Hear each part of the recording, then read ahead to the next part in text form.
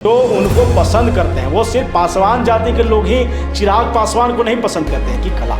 चिराग पासवान की अगर आप भाषण सुन रहे हैं, हर जगह तारीफ उनकी हो रही है। जिस तरीके से वो बिहार को अब समझ गए हैं, बिहार के युवाओं के दर्द को समझ गए हैं। आप जब भी उनके भाषण को सुनेंगे, वो कहीं ना कहीं सीएम नीतीश कुमार की नीतियों को लेकर के खूब चुनौती देते रहे। नीतीश कुमार जिस तरीके से काम करते रहे, नीतीश कुमार जिस तरीके से बोलते रहे, उस पर चिराग पासवान जो है वो हमेशा से सवाल उठाते रहे। उन्होंने कहा 30 सालों में कुछ नहीं हुआ। 30 सालों में रहते हैं, सभा करते हैं, रैलियां करते हैं, इसका असर जो है वो कहीं ना कहीं दिखा। और जो बीजेपी के तमाम आला कमान है, उन्होंने इसको परख लिया।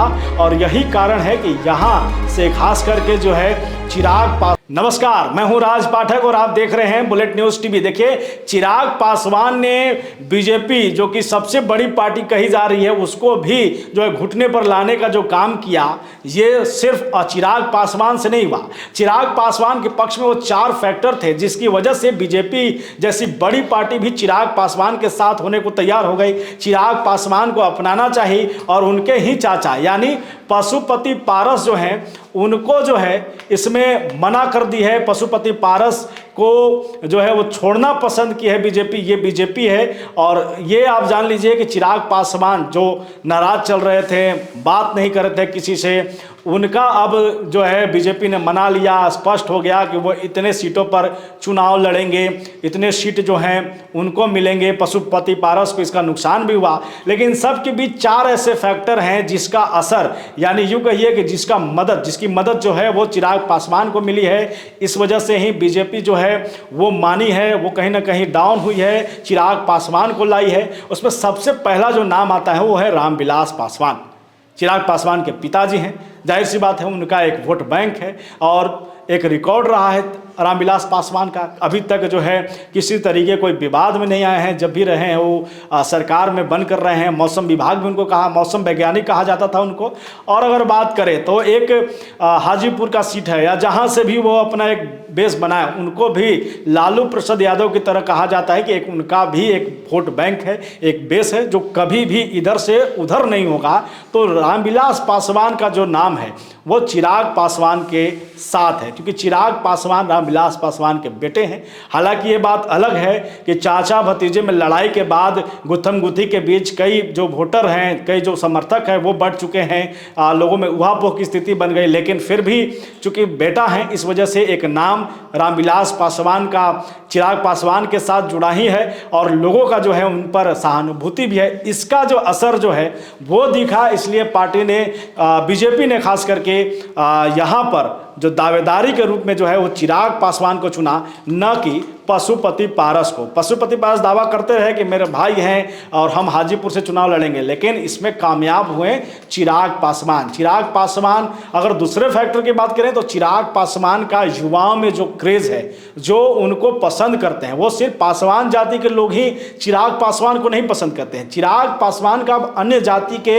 युवाओं में भी क्रेज बढ़ने लगा। देख रहे होंगे आप जिस तरीके के लगातार वीडियो आ रही है कि चिराग पासवान जिस जगह जा रहे हैं, जिस जिले में जा रहे हैं, जहां भी सभा कर रहे हैं, वहां पर जो है लाखों की संख्या में भीड़ उमड़ रही है। हर जाति के लोग वहां पर आ रहे हैं, उनको सुनना चाह रहे हैं, क्योंकि Chirag Paswan A to Z की पार्टी का दावा तो नहीं करते, लेकिन बिहार फर्स्ट की बात करते हैं। वो बिहार को जो है आगे ले जाने की बात करते हैं। तो इसका भी असर चिराग पासवान को लेकर के जो बिहार के अन्य युवा हैं, अन्य जाति के युवा हैं, उनमें भी जो है बढ़ा है। और इस वजह से बीजेपी इसे परख ली है, समझ ली है कि चिराग का क्रेज अन्य जाति में भी है, अपने जाति के लोगों में तो है ही, जो उनका कोर वोटर है, जो शायद कहीं नहीं जाएगा। लेकिन बाकी के जो वोटर हैं, बाकी के जो अन्य जातियाँ हैं, उनमें भी चिराग पासवान युवा नेता के तौर पर उभरे हैं और विश्वास उन पर जगा है। तीसरी अगर कला की बात की जाए, जिसके लिए चिराग पासवान का जो फैक्टर है, मजबूत फैक्टर है, जिसे लेकर के बीजेपी ने उन्हें अपने साथ रखा, पशुपति पारस को जो है छोड़ दिया, अभी तक स्पष्ट नहीं है लेकिन छोड़ दिया है ये मान के चलिए। तो तीसरा जो फैक्टर है वो है चिराग पासवान का भाषण देने की कला। चिराग पासवान की अगर आप भाषण सुन रहे हैं, हर जगह तारीफ उनकी हो रही है। जिस तरीके से वो बिहार को अब समझ गए हैं, बिहार के युवाओं के दर्द को समझ गए हैं। आप जब भी उनके भाषण को सुनेंगे, वो कहीं ना कहीं सीएम नीतीश कुमार की नीतियों को लेकर के खूब चुनौती देते रहे। नीतीश कुमार जिस तरीके से काम करते रहे, नीतीश कुमार जिस तरीके से बोलते रहे, उस पर चिराग पासवान जो है वो हमेशा से सवाल उठाते रहे। उन्होंने कहा 30 सालों में कुछ नहीं हुआ, 30 सालों में बिहार के जो युवा हैं वो बेरोजगार हैं, उनको कुछ नहीं मिला है। उस तरीके से तमाम जो बातें हैं वो कहते हैं। चौथे पॉइंट पे बात करें तो विजन, चिराग पासवान का जो विजन है वो है बिहारी फर्स्ट, बिहार फर्स्ट की।